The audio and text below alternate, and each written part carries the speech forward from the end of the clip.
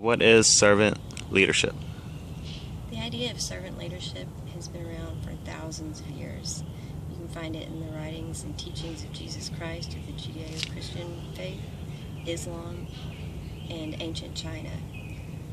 The term servant leadership was first coined by Robert Greenleaf in an essay he wrote, The Servant as Leader, in 1970. A quote from that is, "The great leader is seen as servant first," which is where the idea of servant leadership comes from. He developed several characteristics to help explain and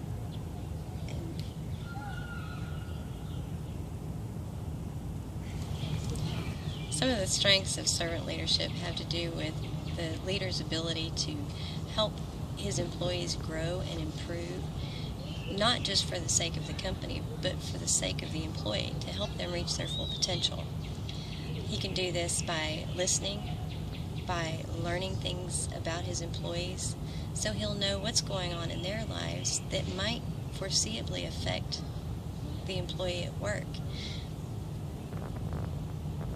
Leadership include listening, empathy, conceptualization, foresight, the building of community, commitment to the growth of people, stewardship, healing, awareness, and persuasion. From an organizational standpoint, servant leadership flattens the hierarchical structure, creating more of a peer-to-peer environment than definite steps between management and lower employees. What this does is it encourages group thought and group ideas on how to improve the work environment. This can save considerable money for an organization that doesn't require outside consultation or hiring new people when the people you already have are coming up with good ideas that can be implemented because they know the flow of the organization already. The servant leadership theory has some weaknesses. One is that it is not effective in a highly competitive or stressful environment in which quick decision making is key to success. That goes against the very nature of the servant leadership, in that a servant leader generally will talk to his employees and get feedback before he makes a decision. Also, in a high stress environment, when you give commands, they need to be followed through. A high stress environment, when decisions are made quickly, orders generally need to be followed through on quickly. This goes against the theory of servant leadership, in which the leader will talk to his employees and gather information from them before implementing any decisions or giving the group direction that they need to follow. In a high-stress environment where things move quickly, when orders are given, they need to be followed through on, and that goes against the servant leadership theory. This weakens the manager's position, makes him seem like less of an authority figure. Another weakness of servant leadership is if you have employees who are not motivated to do their best, who aren't inclined to grow and improve in their own lives, servant leadership is not going to be an effective tool with them. It can actually demotivate them, and they'll do less work because they know that their leader's going to come behind them and show them again how to do it, effectively doing the work again, giving them no reason to improve. Servant leadership weaknesses lay in its inability to effectively work in competitive or high-stress environments where quick decision-making is key to success. Employees who are not highly motivated to be productive on their own, who are not committed to the organization, can generally find themselves being demotivated by the fact that their leader, in his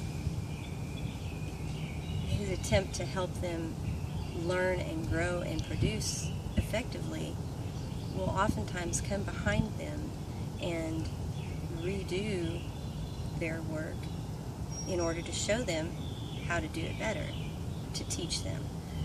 And employees that are not highly motivated can have less reason to work effectively and efficiently because the work will get done with or without them. That when deciding which type of management theory to institute, many things need to be taken into consideration. All of them have strengths and weaknesses, as we've discussed.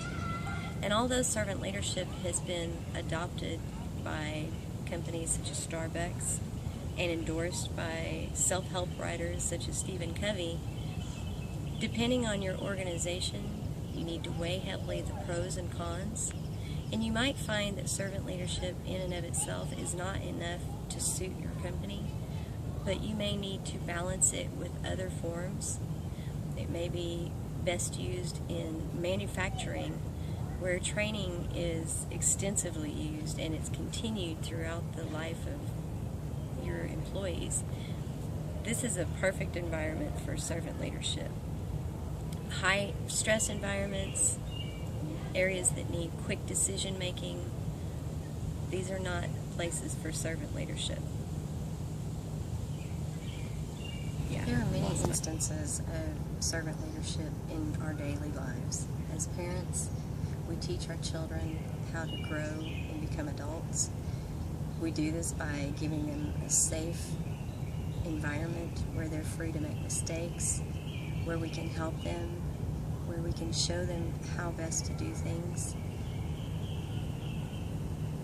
Children learn through formal and informal teaching, as well as the examples of those around them. By giving them the opportunity to learn from what they see, we can effectively teach them to be generous, kind, helpful, and teaching them how to share, another form of servant leadership. As they're growing, we continue to teach them more and more and lead them through life on their journey toward becoming adults. The very bedrock of servant leadership is using your talents, your energies, your expertise, and your time to help those around you, to help others improve and reach their potential. Mentoring is an excellent example of servant leadership in action, where you have an older or more experienced person who takes in a younger, less experienced person and nurtures them and teaches them how to improve what they're doing. Our children reach their full potential by providing them a nurturing environment where they're safe and able to make mistakes that they can learn from.